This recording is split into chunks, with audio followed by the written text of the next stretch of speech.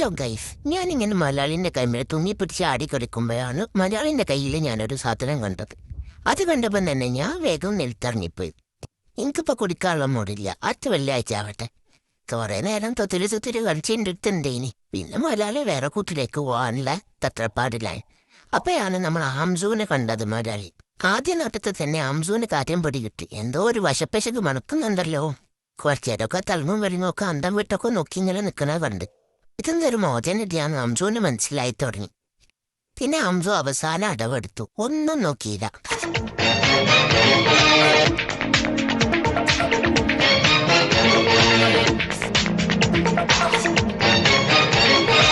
ഇത്ര മമ്മൂട്ടിക്ക് കളിച്ചിട്ടും കാര്യമില്ല എന്ന് അംസുവിന് മനസ്സിലായി. മലയാളി പണി തുടങ്ങി.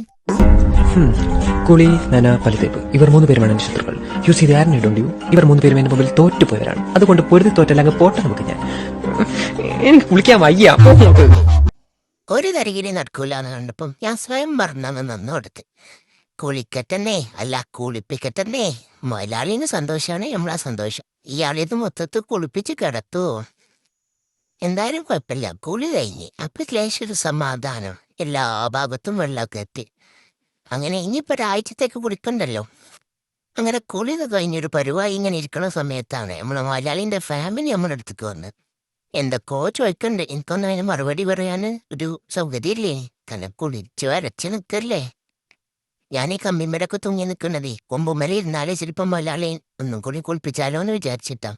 ആ സമയത്ത് നമ്മൾ ആയിനക്കുട്ടി എൻ്റെ അടുത്ത് വന്നത്. അപ്പൊ പിന്നെ എനിക്ക് കുറച്ച് ഉന്മേഷമൊക്കെ തോന്നി. എന്നോൻ്റെ കൂടെ ഞാൻ പുറകെ നടന്ന്. ഓൾ അങ്ങോട്ടെടുക്കുമ്പോൾ ഞാൻ അങ്ങോട്ടെടുക്കും, ഞാൻ അങ്ങോട്ടെടുക്കുമ്പോൾ അങ്ങോട്ടെടുക്കും. ഓളെ പ്ലാൻ എന്താ മനസ്സിലായില്ല. എനിക്ക് പിന്നാലെ നടക്കുന്നല്ലാതെ വേറെ പണിയൊന്നുമില്ല.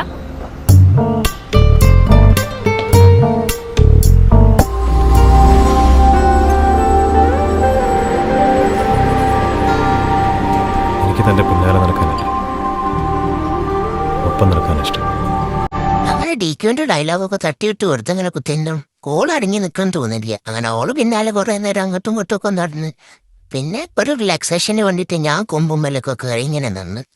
കുളി കഴിഞ്ഞിട്ടാണോ എന്നറിയില്ല, ആഹാരത്തിനോടൊക്കെ ഒരു മടുപ്പ്, ഒരു കൊസില്ല ഒന്നും. അതിനെന്തൊക്കെയോ എന്നോട് പറയുന്നുണ്ട്. എനിക്കൊരു വിധാനവും മനസ്സിലാവണില്ല. ചെവിൻ്റെ ഉള്ളിൽ വെള്ളം കയറിയിട്ടൊന്നുമില്ലേക്കും. അങ്ങനെ ഇന്നത്തെ കുളിയും നടത്തൊക്കെ കഴിഞ്ഞ് മലയാളിൻ്റെ കുൽസിത പ്രവർത്തികൾക്കൊക്കെ വിരാമം കുറിച്ചുകൊണ്ട് ഞാൻ ഭക്ഷണം എടുത്ത് വെച്ചത് തയ്ച്ചില്ലെങ്കിൽ മലയാളിക്ക് ഒരു വിഷമം ഉണ്ടായിരിച്ച് ഞാൻ അത് വയ്ക്കാൻ പോയി.